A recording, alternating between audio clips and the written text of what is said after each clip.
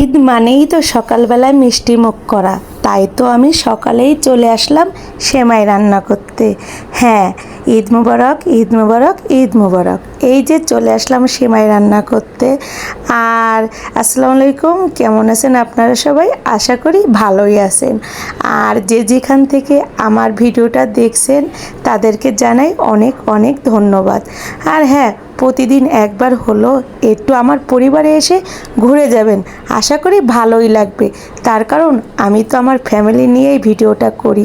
আর গ্রামের এত সুন্দর পরিবেশ সবারই ভালো লাগে, কি বলেন আপনারা?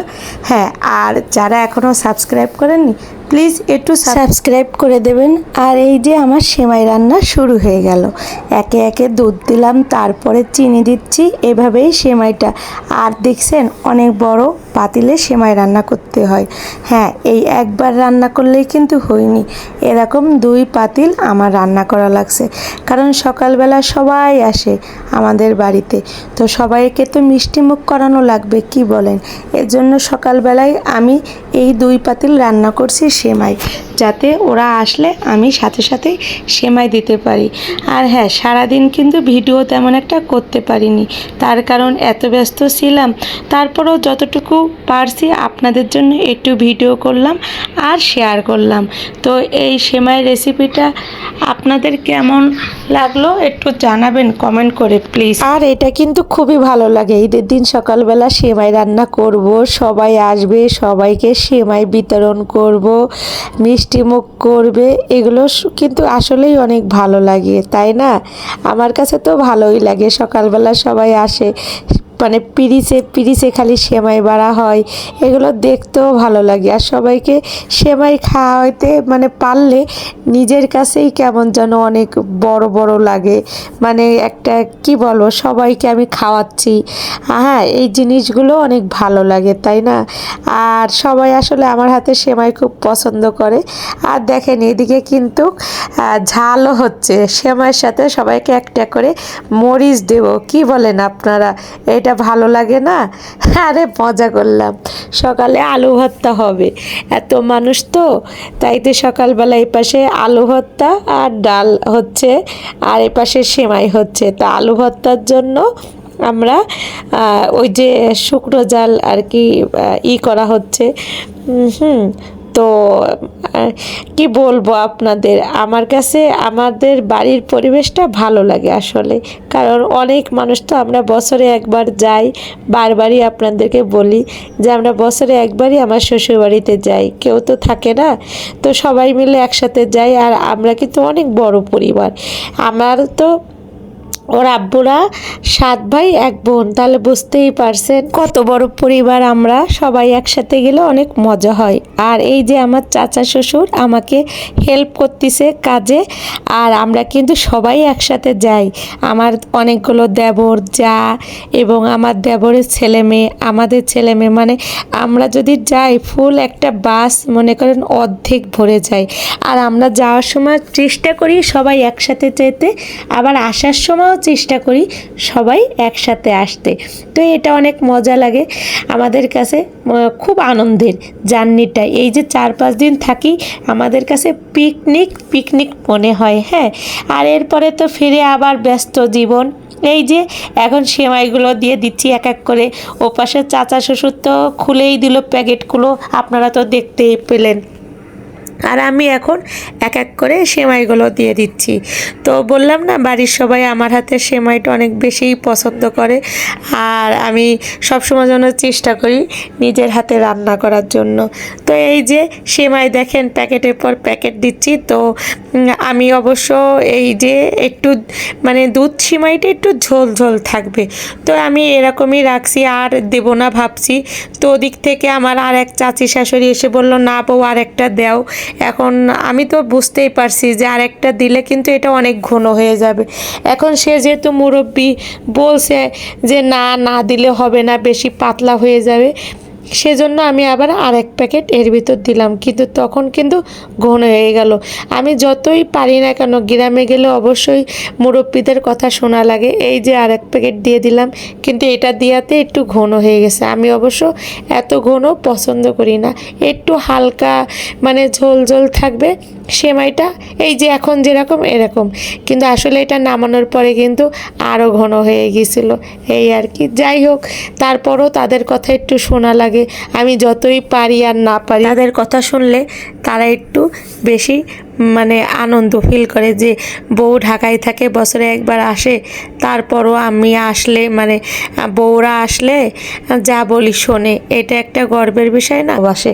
তাই তো যেখানেই থাকি না কেন সেখানেই থাকে। আর এই দেখেন আমাদের বাড়ি ভর্তি লোক, যেখানেই যাবেন সেখানেই লোক, এবং একটার পরে এক একজন কিন্তু এক একটা কাজ নিয়ে ব্যস্ত। এই যে আমার মামি শাশুড়ি, সে আলু ভর্তা বানাচ্ছে, সে আলু ভর্তা নিয়ে ব্যস্ত। চাচা শ্বশুর আমার দেখেন আমার সাথে হেল্প করতেছে। এপাশে আমার ননদ দাঁড়িয়ে আছে, ননদের কাজ, তাকে ডাল রান্না করতে দেওয়া হয়েছে। তো এক একজনরে এক একটা কাজে দায়িত্ব দেওয়া হয়েছে।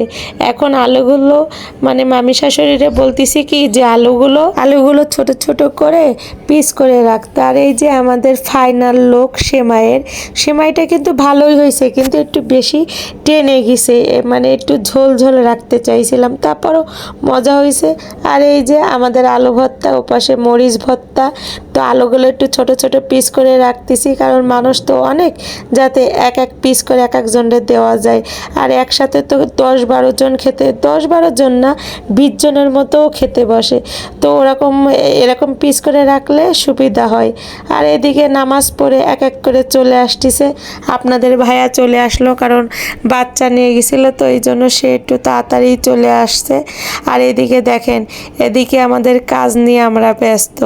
আর আমি একবার মোবাইল নিয়ে সামনে যাই, আবার পিছনে আসি, আবার সামনে যাই, এরকমই করতে থাকি। যাই হোক, এই যে আমাদের আলু ভর্তার পিসগুলো হয়ে যাচ্ছে, দেখেন আমাদের অনেকগুলো পিস হয়েছে না? হ্যাঁ, মানুষও কিন্তু এত, হ্যাঁ, এই হলো কথা। আর এই যে আমার ছেলে, এই দেখেন আলুগুলো কতগুলো পিস হয়েছে, মনে করবেন যে এতগুলো মানুষ, এবং পরবর্তীতে কিন্তু আলু আমাদের ছোট মানে শর্টও পড়ে যায়। হ্যাঁ, তখন শুধু ডাল, আবার ডিম ভাজি, বা কেউ ডাল আর ঝাল ভর্তা দিয়েও খেয়েছে। হ্যাঁ, আর এদিকে এক এক করে মেহমান চলে আসতেছে। এই দেখেন, এই যে একদিনের কষাই, এগুলো কিন্তু এই গেঞ্জিগুলো আমরা কিনেছি। আপনার ভাইয়া আর কি ওই যে দিয়ে এইগুলো কিনতে পাওয়া যায়নি, মানে বড়দের কিনা যায়, ছোটদের কিনা যায় না। তো আপনার ভাই ওগুলো কোথা থেকে যেন ছাপ্পা দিয়ে আনছে। হ্যাঁ, গেঞ্জি কিনে, দেখেন নামও আয়ান এবং আয়াস, দুইজনের কিন্তু নামও মানে ছাপ্পা দিয়ে আনছে। এটাকে কি বলে, ছাপ্পা দিয়া বলে না কি বলে, ওইভাবে প্রিন্ট করে আনছে। এই যে আয়ান লেখা, আর মেজো ছেলেরটা তো আয়াস লেখা। তো দেখেন, দেখতে ভালোই লাগছে। আমার বড় ছেলেরটা কিনতে পাওয়া গেছে, কিন্তু এদের দুজনেরটা কিনতে পাওয়া যায়নি। আর এই পাশে আমাদের বাড়ি ভর্তি মেহমান চলে আসতেছে সেমাইয়ের জন্য।